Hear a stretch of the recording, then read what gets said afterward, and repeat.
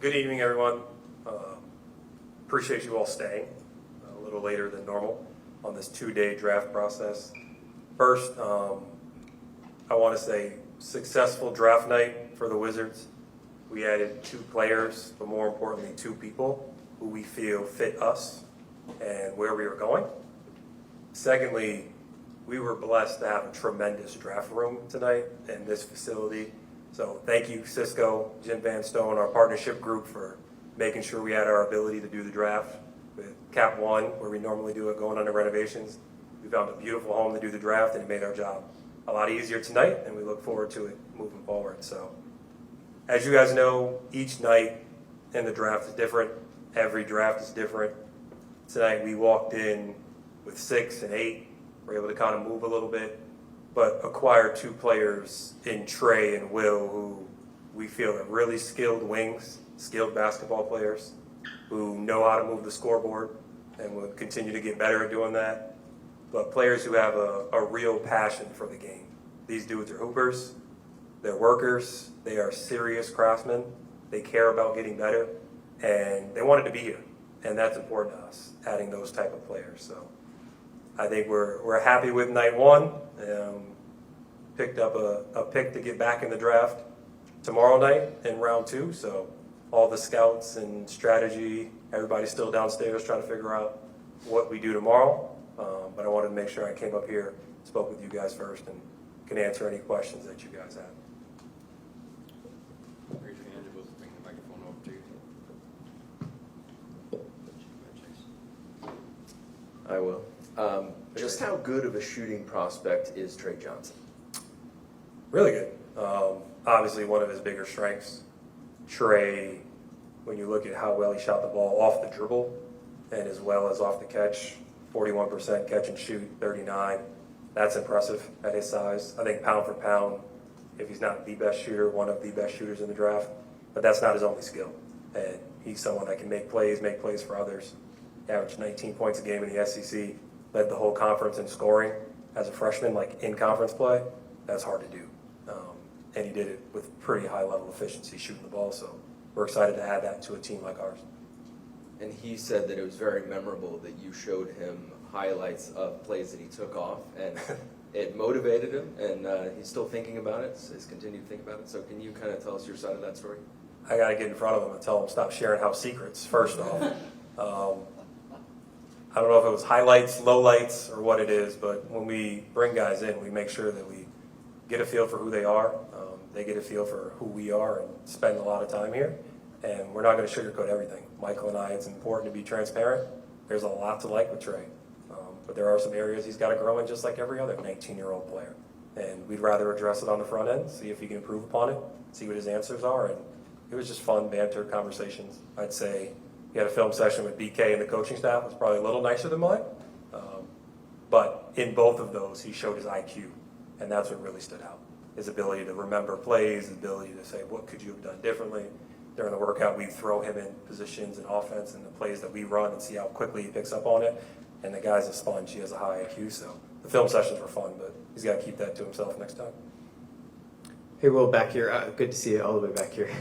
Obviously, you're focused on building the Wizards today, but the Thunder did just win the championship. You were a big part of building what their team has done, and you're building a young, similar core that it was like at the early stages here. So in terms of building that young core, how good do you guys feel about where it is adding these 2 guys to the young people you're already building with here right now? Yeah, first off, congratulations to the Thunder. Good to see the city and everybody that I work with get an opportunity to celebrate that. My family back in Oklahoma was definitely proud and happy and at the parades and all that stuff. But I think every rebuild is different. Every timeline for each team is different. And we're running our own race. And that's the most important thing for us and for everybody to understand here in D.C. And through the first 3 drafts, it's only been 2 years, a couple weeks since myself and Michael have really been here. We feel confident in the players that we have to just grow at their own time. And adding Trey and Will, they're like-minded players. They have some versatility. They're compete. They're going to get after it. And we're going to give them the same runway that we've given all of the other players that we drafted to work on their craft. And when it's time for them to play, they're going to play and get a lot of minutes here. Thank you. Any other questions? Hey, Will. How we doing? Good. The Will Riley pick, number 21, originally had 18. Felt comfortable making that trade to move back. Was Will Riley always your guy in that range, and you felt confident that he was still going to be there at 21? Or overall, what was the reasoning behind that deal? Yeah, there's a lot that you can imagine that goes on. We're fortunate to have a deep staff that can have multiple conversations with agents, multiple conversations with other teams, and we're just tracking our guys throughout the draft. Will's someone that when we first came in, we knew he kind of fit our profile. We spent a lot of time on the grassroots watching and seeing who he is as a player there. He was different than when he was at Illinois. I think towards the end of the season, when they had some injuries, they put the ball in his hands a little bit, and you could see who he was back when he was playing with UPlay and playing in Canada. So we knew the type of player he was. He was someone we were looking for. And again, it's our job to be strategic as possible, get the most value we can for the future, but also try to make sure we get players that we like. And that deal presented itself, and it was probably the best deal at the time that we felt very comfortable with. With Will, you said he fits your profile. What specifically do you like about his game? Size, versatility, high processing speed. He's, again, like I said, he's one of those guys who works. He had a massive growth spurt, and you just look at his face and his body, the way he's built, he's still growing. So he's somebody that we feel confident is going to come in the gym and push people and develop at his own time. But he has ball skills, he can make plays, assist to turnover ratio, and he's probably a better defender than people give him credit for. But we're going to test that out right away in Summer League and make him guard. Will, you mentioned already that you're going to give these guys runway to work on the craft, and they get a lot of minutes here, so that probably answers the why they wanted to be here. But during the pre-draft process, do you sell them on the Wizards, or do they have to sell themselves to the Wizards? Yeah, I think it goes both ways. It's a partnership. What Michael and I are trying to do with the organization, we're pretty direct with that. And we're probably not for everybody. Like, what we're trying to do is different, and you got to want to be here and a part of that. And we bring guys in, and they meet with different people within the organization to get a real feel for what it's like. Like, not only what's your job, but how do you help players? If I were to be here, how would you help me? So they know exactly what they're getting into, and it's not the right partnership for everybody, but I think players who are serious about basketball and want to work and bet on themselves and use the resources that we're going to give them, we're typically good matches for that. Hey, Will, you talked about the two wings that you guys drafted today. With Trey, do you see him as more of a guard or as a wing?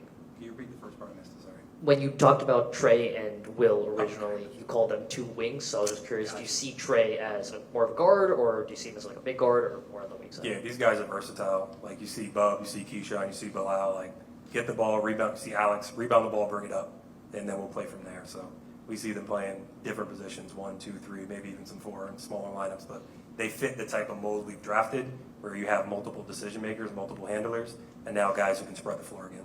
You talked about being honest with them about where you want the players to improve when they come in. What are the things for Trey and Will that you've kind of pinpointed as, hey, here are the growth opportunities for you guys? Yeah, we were pretty direct on some of that stuff. Mostly used our analytics to kind of back that. I don't want to give the Summer League scouting report away on their weaknesses, but both those guys are young. They got to get better on the defensive end and just get more efficient where they can.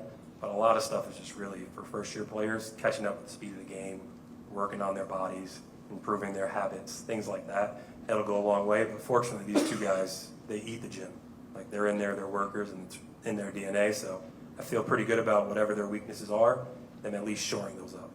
What were the things you saw with Will in the grassroots evaluation that might have only shown up later in his time at Illinois? More on the ball play. More on the ball play. His confidence when he is on the ball and kind of in that AAU setting, he knew what he can do with the ball and score and get places, but also find guys. When there were some injuries with KJ at Illinois, like watching those games, watching how he competed and really went at guys in the Rutgers game, like that's a high-level game with multiple first-round guys in it. And the way he kind of attacked that game is kind of what we saw in EYBL play.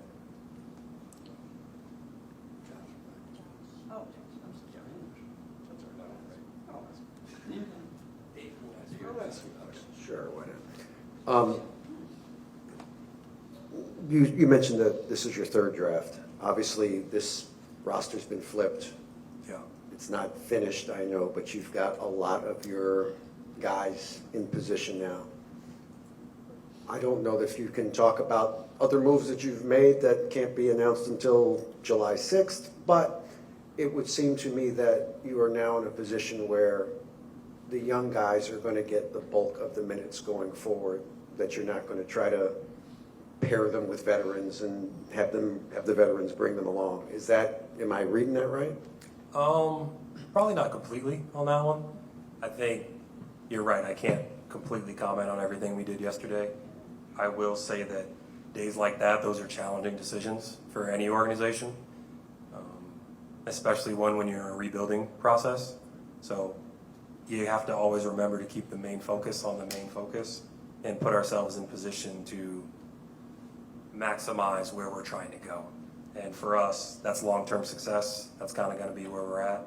And we wanted to stay on track with that while creating flexibility in what you're saying, playing time for some of these young players. But I thought Brian did a tremendous job last year, having 3 rookies. 3 of them were all 5 top minutes per game. So like, we're going to play those guys even when we had some veterans. And I still think we have some pretty high-level veterans who can play and help and mentor. So it's going to be tricky to kind of mix it all in, but I think it's a good thing to have. But again, we're going to invest in the guys we drafted tonight, give them every opportunity to play and find that balance. But we're trying to keep it strategic, trying to stay flexible. You know, the new rules, the new aprons, like that's probably as important as having high-level players. So we're going to take our crack, develop our guys, and stay flexible. But on our timeline, we're not rushing that. In terms of Bub, again, knowing that you may not be able to talk about that, other people that were at that position, is it fair to say that Bub's going to get the ball now? I know everybody gets the ball, but somebody has to play the one. Is he going to be the one going?